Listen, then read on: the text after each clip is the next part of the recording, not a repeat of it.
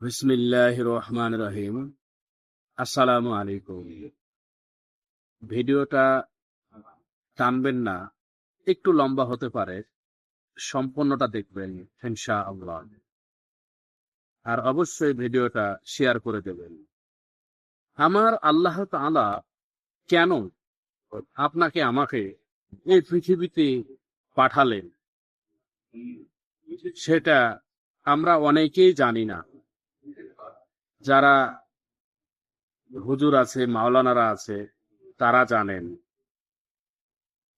কিন্তু সাধারণ মানুষ আমরা জানি না।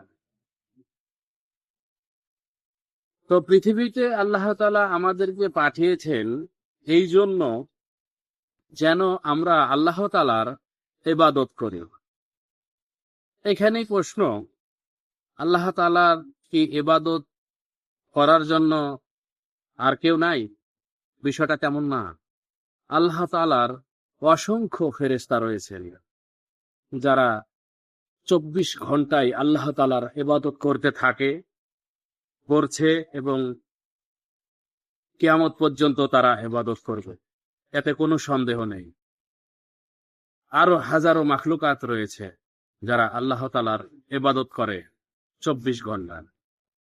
তার মধ্যে আল্লাহ তাআলার মন চাইছে আমাকে আপনাকে সৃষ্টি করে এই পৃথিবীতে পাঠিয়েছে আল্লাহ তাআলার ইবাদত করার জন্য। আরো বলেছেন যে আমি তোমাদের যেহেতু পেট দিয়েছি, খাবারের ব্যবস্থা আছে। আল্লাহ তাআলার ফেরেশতাদেরকে কিন্তু খাবার লাগে না, কিন্তু আমাদের খাবার লাগে। সেজন্য আল্লাহ তাআলা বলল যে তোমরা পৃথিবীতে ইবাদত করার পাশাপাশি যেহেতু তোমাদের রিজিক আছে, তাই তোমরা রিজিকের তালাশ করো। এই রিজিকের তালাশ করতে গিয়ে আমরা আল্লাহ তাআলাকে এমন ভাবে ভুলে গেছি যে আমরা কেন আসছিলাম পৃথিবীতে সেটাই জানি না। অনেকে জানলেও সেটা মানতে চায় না। তো রিজিকের মালিক আমার আল্লাহ তাআলা।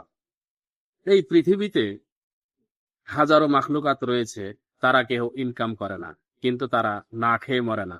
আর এই যে আমরা মানব জাতি, এই পৃথিবীতে শুধু আমরাই ইবাদত করি, আমরা ইনকাম করি, অথচ আমাদের পেট ভরে না। কি একটা জীবন আমাদের!